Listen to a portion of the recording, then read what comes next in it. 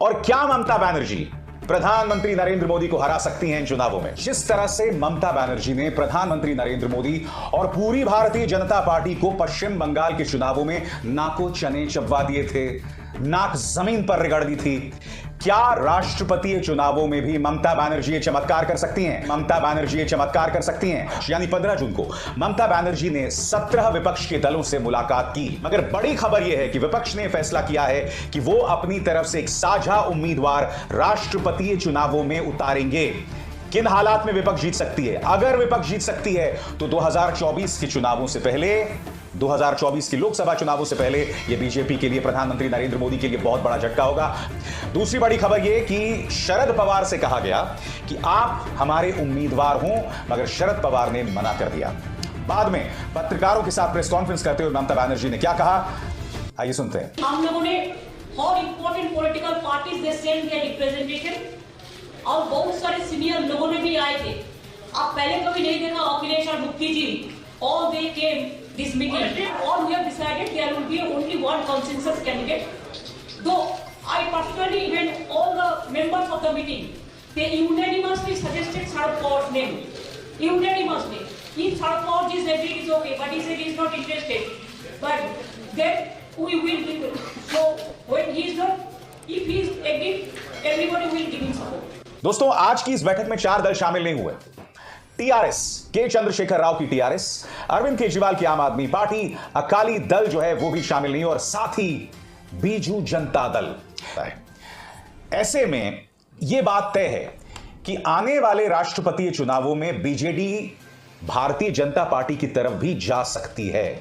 मगर हम अगर पूरे विपक्ष की बात करें तो उनकी कुल संख्या है 51% वोट्स, और अगर हम एनडीए की बात करें, यानी कि मोदी सरकार और उनसे जुड़े तमाम दलों की बात करें, तो उनकी कुल संख्या है 48%। मगर वो 48% एक मुश्त वोट है, यानी कि पूरी तरह से कंसोलिडेटेड। विपक्ष इस वक्त बहुत बुरी तरह से बिखरा हुआ है।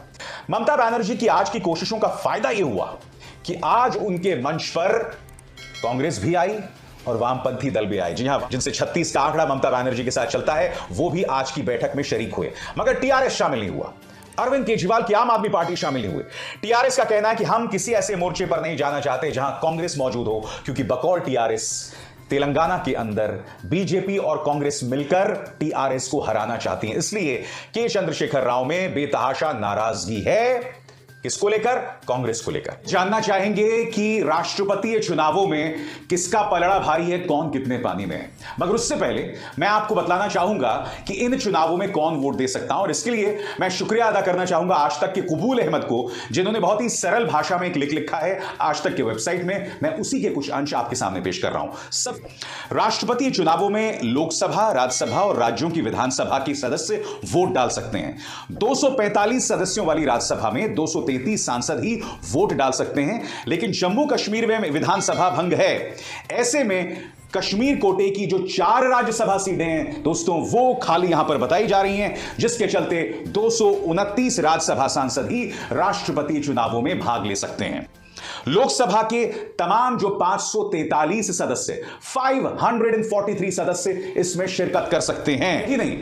इस देश में तमाम राज्यों की अपनी अपनी विधानसभाएं हैं और उनके अपने अपने विधायक हैं, और उनकी कुल संख्या क्या है दोस्तों? 4033 एमएलएज। ये लोग भी इसमें शिरकत कर सकते हैं। हर वोट की अपनी कीमत होती है, यानी कि जो एक विधायक का वोट होता है और एक सांसद का वोट होता है, उन दोनों के वोट्स की अलग अलग कीमत होती है। मैं आपको बतलाने वाला हूं कि जीतने के लिए कितने वोट्स की जरूरत पड़ती है। राष्ट्रपतीय चुनावों में कुल मतदाताओं की संख्या है 4809, कुल मतदाताओं की संख्या दोस्तों, और हर वोट की अलग अलग कीमत है, हर वोट की अलग अलग वैल्यू है। और वैल्यू क्या है? 10,86,431, और इनमें से जिसे आधे से ज्यादा वोट्स मिल गए वो राष्ट्रपतीय चुनाव जीत जाता है। तो एक तरफ जहां मोदी सरकार के पास 48% एक मुश्त वोट है, वहीं विपक्ष के पास 51% है, मगर पूरी तरह से बिखरा हुआ, जिससे आप समझ सकते हैं दोस्तों उनकी चुनौती कितनी मुश्किल है। मगर यह ना भूलें कि विपक्ष की अगुवाई कर रही हैं ममता बनर्जी। ममता बनर्जी ने जो आज यानी 15 जून को यह बैठक बुलाई है, उसका मकसद यही था कि तमाम विपक्ष एक मंच पर आकर प्रधानमंत्री नरेंद्र मोदी के दावेदार को चुनौती दें और अगर ममता बनर्जी ये चमत्कार कर देती हैं तो आजाद भारत के इतिहास में जो कई राजनीतिक चमत्कार हुए हैं उनमें से एक ये होगा। सब्सक्राइब कीजिए न्यूज रिएक्शन चैनल को और प्रेस कीजिए नोटिफिकेशन बेल को ताकि आप पास के लेटेस्ट न्यूज अपडेट्स सबसे पहले